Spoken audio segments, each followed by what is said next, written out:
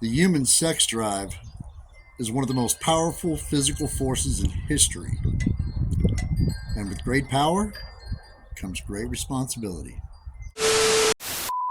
What's shaking, Warfighter Nation? Ron here with Warfighter Ranch and Isaiah 6:8, and it's Thursday. That means it's time for a little spiritual training time.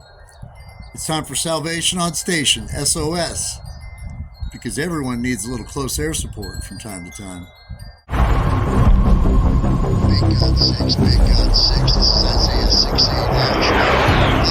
Blackjack, I need a safe house, next mission time now. Full send, over.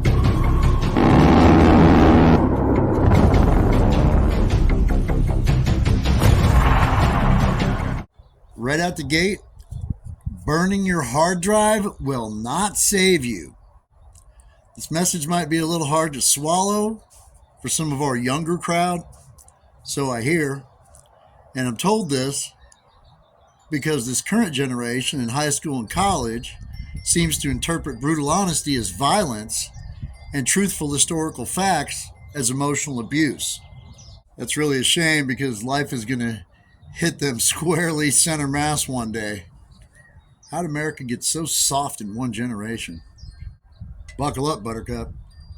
There have been two sexual revolutions in human history.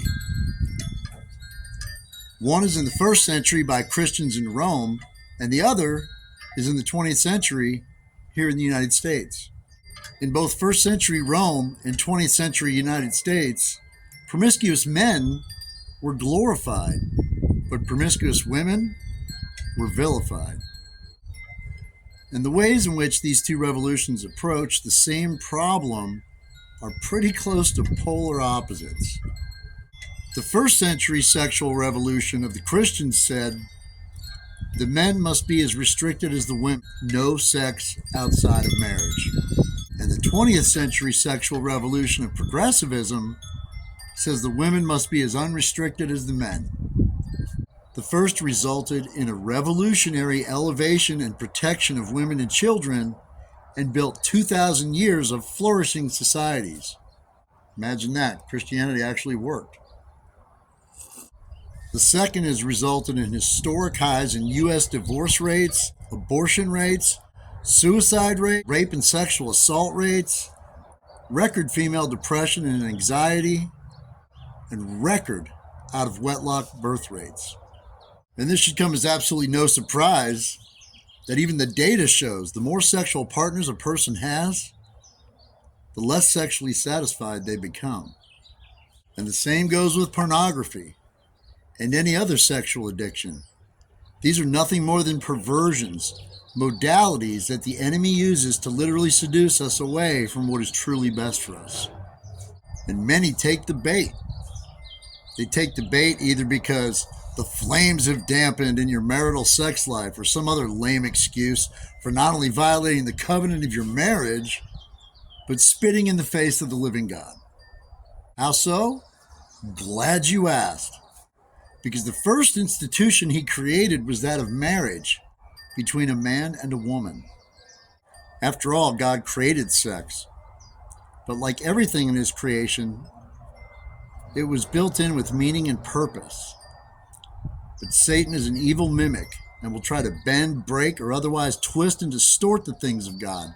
He did it in the garden, and he's been doing it ever since.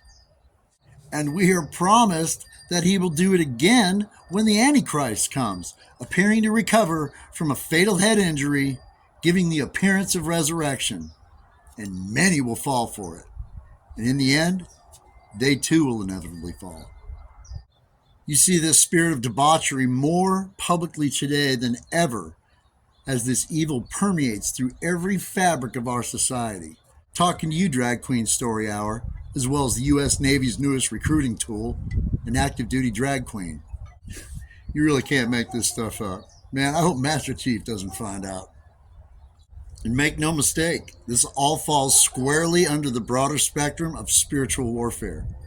We are absolutely, unequivocally, and without a doubt at war. And we will be until our last breath. In 2 Chronicles chapter 7, verse 14, it says, "If my people who are called by my name will humble themselves and pray and seek my face and turn from their wicked ways, then I will hear from heaven and I will forgive their sin and heal their land." I don't know about you, America, but that sounds real good to me right about now. And that, my dear Warfighter Nation, is why we have to fight. And we have to help our own, not police our own, but walk beside each other through these battles just like everyone before.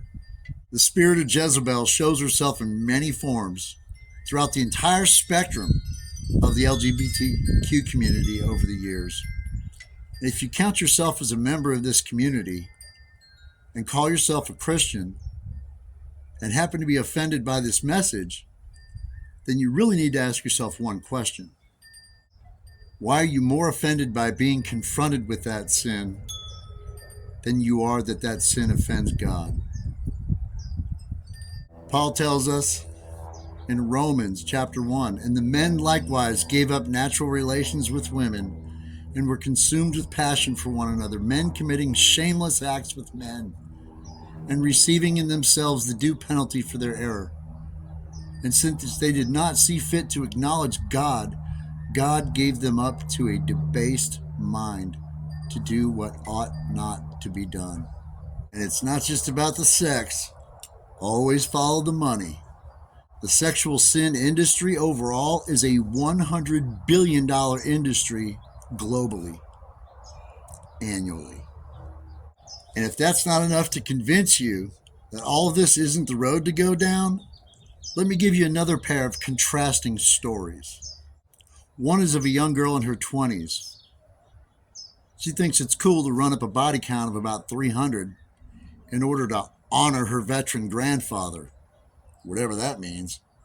She uses sex as social capital, the oldest profession, to make an exorbitantly large income. And after sleeping with 300 guys, she plans on resetting her virginity to zero as if that were somehow possible. And I'll bet she even wonders why the quality guys aren't beating down her bedroom door right now. It's probably because she's too busy being a mattress for everybody else, and she's not doing it for anything other than cold hard cash. Then there's another girl. She's 9. She recently arrived here in the United States after an all-expense paid trip through South America.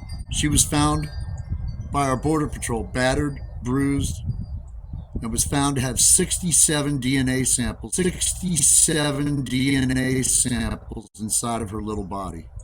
Make no mistake, the ages are different. The industry is the same. It is all connected.